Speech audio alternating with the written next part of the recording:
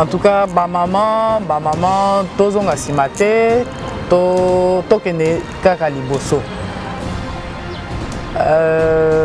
Bozala boluka information place nyoso, botunaka, bazolo banini, bozwa information place wana. L'ignorance, c'est ce qui tue.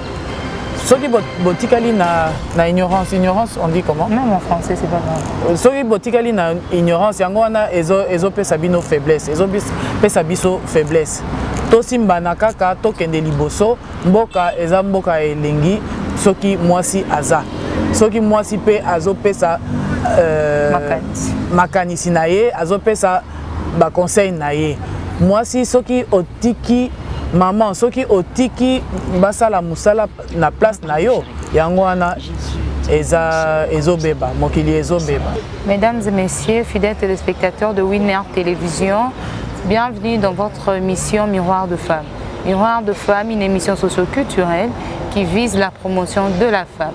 Aujourd'hui, nous recevons pour vous Madame Liliane Ilunga, activiste en droit de la femme. Avec elle, nous aurions à parler sur l'importance des droits de la femme. Bonjour Madame. Bonjour Titiana. Comment allez-vous? En tout cas, Dieu fait grâce. Ça va, on se vit encore. Malgré le coronavirus, mais on est là. Il faut tenir le coronavirus. Bon, c'est un événement important, c'est vrai, mais ça ne doit pas nous déstabiliser, on doit lutter contre.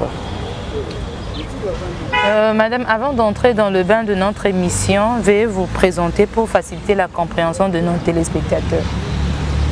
Je m'appelle Liliane Ilunga, je suis mariée, mère de 3 enfants et grand-mère de 2 petites filles.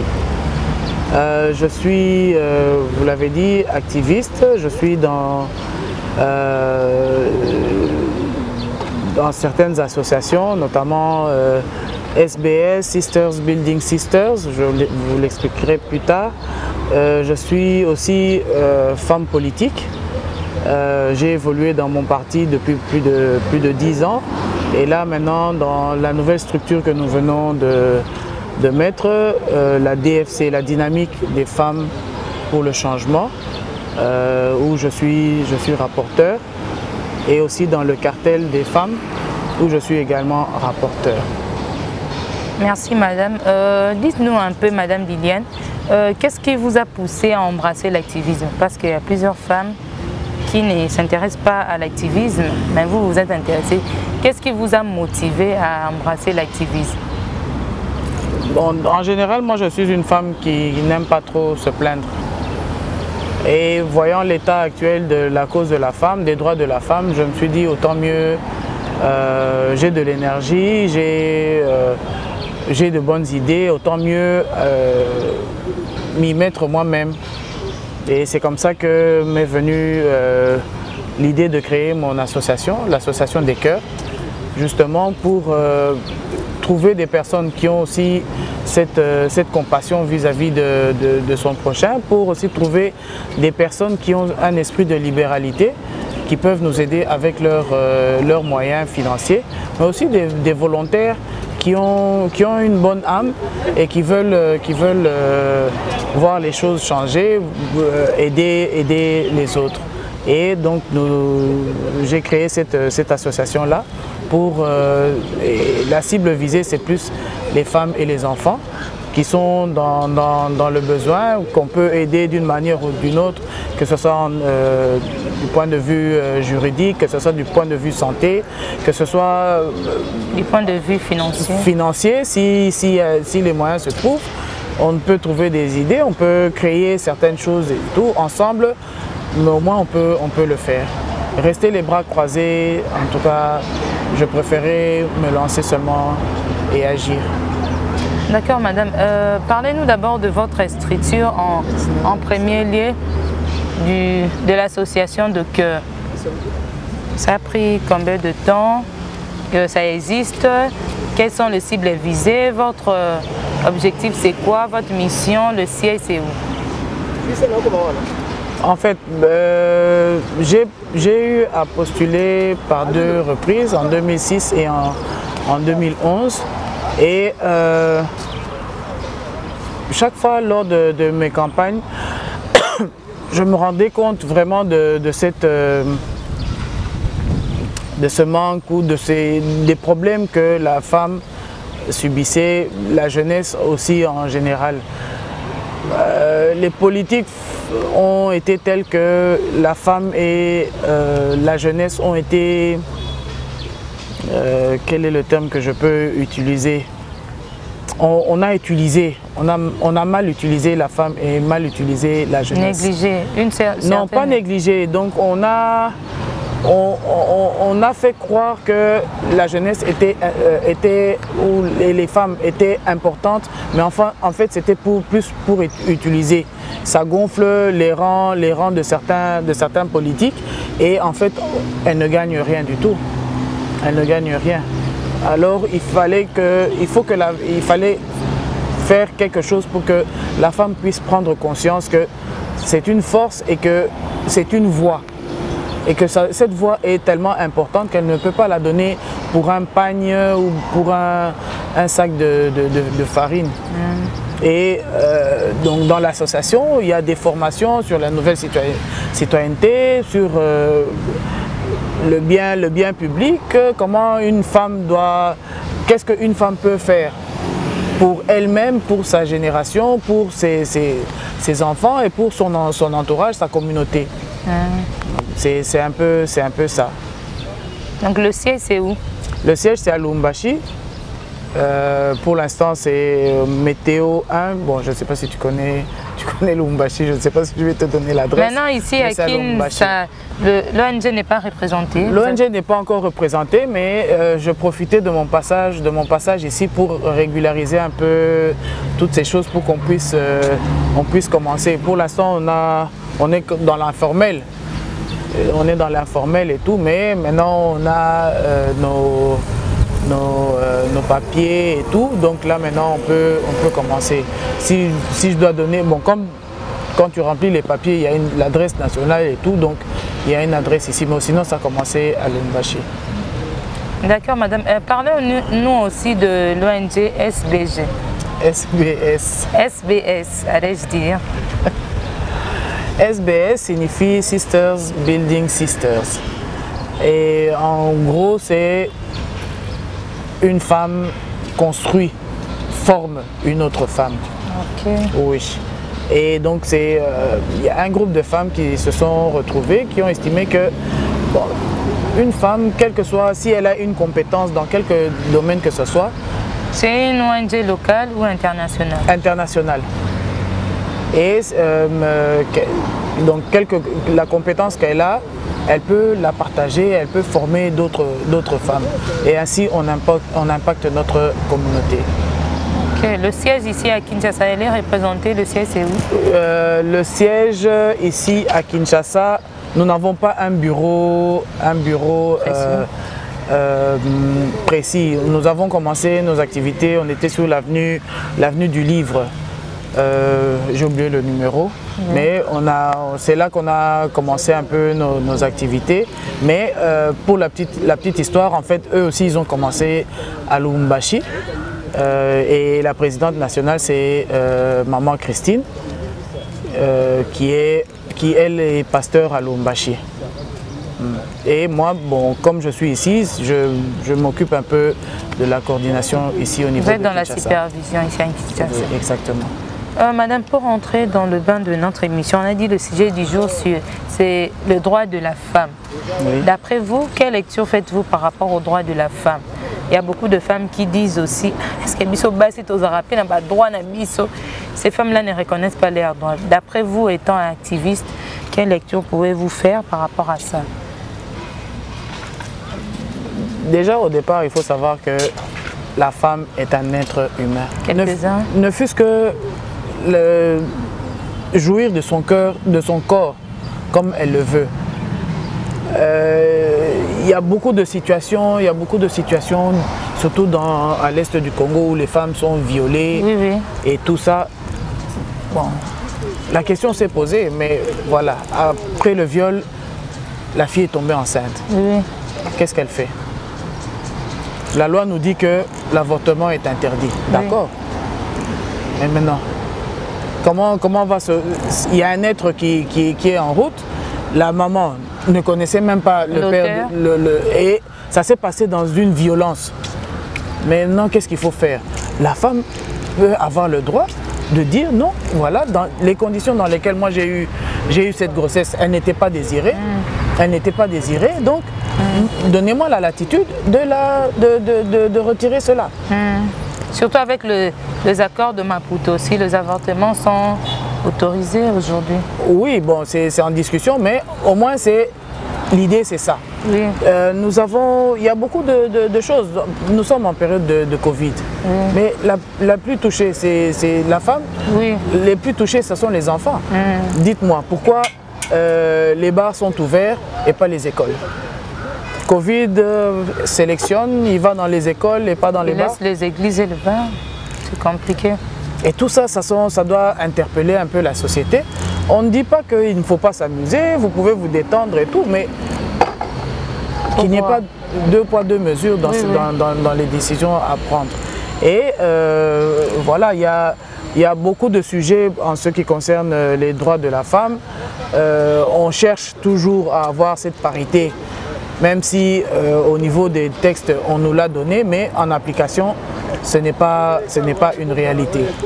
Et c'est ça, il y a des femmes qui sont très compétentes, que ce soit à tous les niveaux, que ce soit Premier ministre, que ce soit ministre, que ce soit des femmes médecins, nous avons des femmes avocates, nous avons des femmes entrepreneurs, nous avons des femmes ingénieurs. Donc la compétence, elle est là. Mais bon, nous sommes butés à certains stéréotypes qui estiment que la femme doit être à la cuisine. D'accord. C'est le choix, c'est à la femme elle-même de choisir. Si elle a envie de rester à la cuisine, elle est libre. Mais si elle a envie de travailler, si elle estime qu'elle a de l'intelligence et qu'elle veut... Elle a ce droit-là. Elle a ce droit-là. Et Madame Liliane, d'après vous, par rapport à ce sujet-là sur le droit de la femme, quelle doit être la contribution de notre État, du gouvernement en fait? Déjà, ne fût-ce qu'appliquer la loi. Ne fût-ce que l'appliquer à tous les niveaux que ce soit. Parce que la majorité de femmes aussi sont ignorantes. Parce que, Nathan, ces femmes-là, même à la télé, il n'y a pas de campagne qui disent que les femmes aussi ont des droits. Donc certaines femmes s'étonnent. Est-ce que Biso peut être en droit? Donc c'est compliqué. Non, on peut. En fait, moi je me dis qu'il y a certaines personnes qui n'ont pas bien expliqué les choses. Aujourd'hui, le 8 mars dans notre pays se résume à avoir un pagne et aller dans une boîte se saouler à mort. C'est le jour où la femme ne doit rien faire. Non, c'est pas ça. C'est pas ça. Réfléchissons comment on peut faire pour que mon droit en tant que femme soit respecté. Comment on peut faire pour que toi, en tant que journaliste, tu puisses avoir aussi ta propre équipe on dit quoi, une équipe de tournage ou je ne sais pas, que tu puisses évoluer en tant que femme. Tu as aussi tes droits, je ne sais pas, dans votre secteur de journalisme, il y a aussi beaucoup de choses on va préférer que le journaliste soit un homme par rapport à une femme. Pourquoi? Une forme de discrimination. Et ça atteint un niveau tel que maintenant on utilise cette discrimination-là pour donner tort à la femme. Et les femmes qui ne comprennent pas, évidemment, ça préjudicie les autres femmes. Donc, dans un premier temps, si le gouvernement... moi j'ai apprécié le message du chef de l'État quand il a dit qu'il n'oubliait pas la femme et tout. Mais concrètement il faut agir. Tu proposes quoi? Un homme propose aussi une femme. Oui. Vous désignez un homme, désignez aussi une femme. Que cette égalité-là se fasse ressentir. Si l'exemple vient d'en haut, si eux ils le font, mais le reste ça coule de source. Le reste va couler de source. Moi, je crois qu'il y a beaucoup de femmes ici qui sont très qualifiées. Il y a beaucoup de femmes qui sont très compétentes et qui peuvent mener les actions puissantes de leadership féminin dans ce pays. Oui. Et puis, avec toutes les analyses, il y a des experts qui disent si on a au moins 30% de femmes même la politique du gouvernement va aller mieux. Oui, oui. Alors pourquoi on doit hésiter? Madame, en tant que femme, en tant qu'activiste, quel est votre rapport au sein du cartel? Au sein du cartel, le cartel, si je dois le... Il faut quand même qu'on sache, c'est une association de femmes politiques et de tous les partis politiques qui peuvent se retrouver ici au Congo. En tout cas, les femmes sont invitées à se mettre ensemble pour parler des problèmes de la femme, pour voir comment on peut informer le plus de femmes possible. Qui est la présidente du cartel? La présidente, c'est maman Marie-Josée Bounsana, qui est elle du MLC. Et une femme très, très sage et très intelligente. Maintenant, en tant que femme, quel est votre rapport là-bas? Ben, mon apport, c'est, j'amène ma contribution, c'est amener mes idées, voir comment, si j'ai un nouveau regard sur certains problèmes, ben, je donne ma contribution, nous pouvons aller. Si il y a beaucoup de travail, comme tu as dit, en fait c'est la désinformation par rapport aux femmes. S'il y a des femmes aujourd'hui qui se posent encore la question de savoir si elles ont des droits. Oui. Ben voilà, donc c'est tout ça, toutes ces formations, ces discussions-là que nous pouvons avoir. Et moi, je suis toujours partante pour ce genre de... Dans cette période où notre pays, la RDC, est en train de... On a déjà déstabilisé l'Assemblée nationale, le Sénat aussi. Quel est l'impact du cartel? Vous organisez des activités, vous êtes en train de promouvoir, ou soit de voir que la femme puisse être à la tête de la primature, ou comment? Bon, il y a des lobbying qu'on peut faire à notre niveau pour qu'on respecte cette parité, qu'on respecte cette égalité-là. On le fait. Bon. Mais il est vrai que les calculs politiques sont quand même un peu compliqués et c'est ce qui est déplorable aussi par rapport à la femme, parce que le travail doit commencer aussi en profondeur. Dans les quartiers, les femmes doivent s'imposer déjà à ce niveau-là. Dans les rues, les chefs de quartier, les rues, les femmes, c'est en bas qu'on commence pour monter en haut.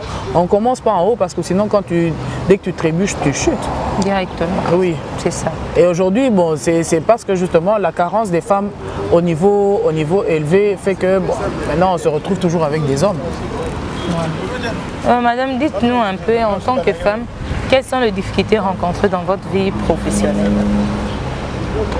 Bon, c'est toujours ces préjugés. Il y a des stéréotypes. Oui, de croire que... Mais quelqu'un un jour m'a posé la question, hey, mais est-ce que tu as demandé à ton mari pour faire la politique? Ça, vous entrez dans ma vie privée. Dans ma vie privée. Et que si... maintenant, toi, tu dois savoir si mon mari m'a donné la permission pour... Vous voyez, c'est moi. Regardez-moi, c'est moi dans ma liste. C'est tout. Le reste, c'est tout. Donc, si moi, je te dérange, donc ça veut dire que le problème est ailleurs. C'est pas la permission de mon mari. Quelqu'un m'a dit, en tout cas, félicitations, tu es arrivé là où tu es, mais je ne peux pas tolérer qu'une femme me donne des ordres. Ah, c'est oui. Vraiment une forme de discrimination. Oui. Bon, c'est son droit, à la rigueur, je me dis c'est son droit, mais bon, les faits sont là. Soit tu acceptes que je te donne des ordres, soit tu n'acceptes pas. Si tu n'acceptes pas, tu n'as pas d'autre choix. Vraiment. Tu n'as pas d'autre choix. Alors, bon, si toi tu viens travailler pour voir qui sera au-dessus de toi, moi je crois que quand on va travailler, c'est les compétences qui agissent plus. Oui, oui. Et bon, pendant notre campagne, nous avons, c'est aussi des difficultés comme ça. Tu vas dans des endroits où tu vas expliquer, tu peux avoir les bonnes idées, tu peux bien parler et tout, mais si l'Assemblée elle-même déjà, il y en a un là qui chuchote un peu trop pour dire ah, bon. L'insécurité aussi, c'était aussi quelque chose d'assez compliqué. C'est un peu toutes ces difficultés-là qui font que Mais au fur et à mesure, les choses commencent à changer. Aujourd'hui, quand dans certains services, on vous demande l'autorisation maritale. Oui. Alors que ça n'a plus lieu d'être. Vraiment. Madame, d'après vous, Madame Liliane, vous pensez que les femmes entre elles, est-ce que la collaboration se passe très bien? Parce qu'il y a un adage qui dit Basi batonga kamboka te. D'après vous, quelle lecture faites-vous par rapport à cet adage-là? Si on doit prendre ton adage et on doit, avec toutes les expériences qu'il y a dans le monde, c'est vérifier que les pays où les femmes sont plus nombreuses, ou les femmes pas plus nombreuses, où les femmes sont à des postes de décision, ce sont les pays qui évoluent le mieux. Donc ça annule directement ton adage. En tout cas, oublie cet adage-là. Vraiment. Si c'était vrai, la femme donne la vie. Et le mboka est constitué de la vie qui est donnée par la femme. Oui. Est-ce que les femmes entre elles... Réfléchissons juste un peu. Elles se soutiennent. Juste comme ça, là, en bavardant. Se soutenir, tu sais, le problème, c'est que nous sortons d'une période. C'est vrai que les choses sont en train de bouger. Il y a aussi des femmes qui traînent le pas. Mais on se soutient. On se soutient. On se dit, nos partis politiques n'ont pas les mêmes objectifs, n'ont pas les mêmes visées politiques. Oui. Mais en tant que femme, on reste d'abord femme avant d'être politique. Donc, entraidons-nous. Peut-être que les problèmes que moi j'ai dans mon parti, une femme peut les rencontrer dans son parti. Alors, mon expertise ou bien mon expérience peut aider cette femme-là. C'est cette entraide-là que nous cherchons. Je ne dis pas que nous sommes maintenant dans un champ de bataille là et tout. Tac, pap, pap. Non, c'est pas ça. C'est pas ça. Il faut... La femme a un cœur. La femme, c'est le cœur, l'homme, c'est la tête. Vraiment. Madame, parlez-nous de vos perspectives d'avenir. Mes perspectives d'avenir. Ben, en tout cas, je vois mon association, il faut que je cherche à l'agrandir. Là, je fais aussi... je voudrais terminer mon cursus en droit. Et parce que le droit, j'aime beaucoup. J'aime beaucoup le droit depuis que je suis petite. Et mon père, lui, ne voulait pas. Lui, il voulait que je sois médecin. Donc c'était cette... bon, j'ai essayé de faire la médecine, mais ça m'a vraiment pas plu. Ça vous a cassé la tête? Ça, c'est autre chose. Il faut avoir le cœur pour faire la médecine. Mais le droit, c'est comme ça que j'ai... C'est vrai qu'il y a eu des moments, entre-temps, je me suis mariée, j'ai eu mes enfants, mais là, maintenant, je peux terminer. Donc, je tiens à avoir ce diplôme-là pour continuer aussi avec cette carrière. Avec cette carrière. Madame, parlez-nous aussi de vos ambitions politiques, parce que vous êtes une femme politique. Oui. Quelles sont vos ambitions politiques? Bon, comme on dit, jamais 203, donc j'ai postulé 2 fois, je le referai encore. En 2023? En 2023, je m'y prépare d'ailleurs. Et pour la députation? La députation nationale, oui. Vous ne pensez pas aux élections présidentielles, comme d'autres femmes y pensent aussi?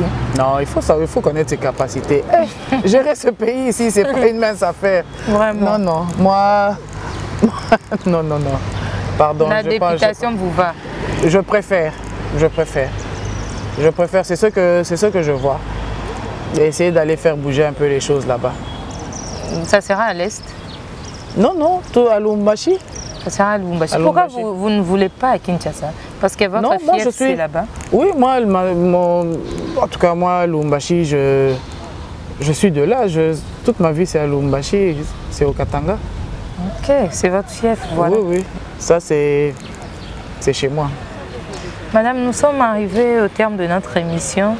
J'aimerais bien que vous regardiez la caméra et vous dites un mot à toutes les femmes qui nous suivent. Mais j'aimerais bien vous parler aussi lingala.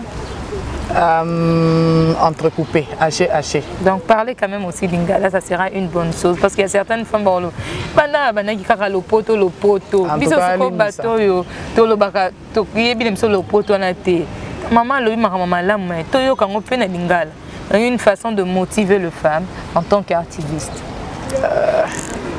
Tu m'aurais dit de parler en swahili, ça aurait été, mais lingala, vraiment, pour parler en ces termes-là, je ne suis pas trop... Parler en swahili alors? Non, attends, toi aussi, est-ce que tu m'avais dit ça? Non, en tout cas, je commence d'abord par le français. À toutes les femmes, nous avons des droits et ces droits sont une force. Prenons conscience de nos droits, prenons conscience de notre force pour faire changer les choses, pour faire changer les mentalités, pour faire que cette nation soit une nation forte et meilleure.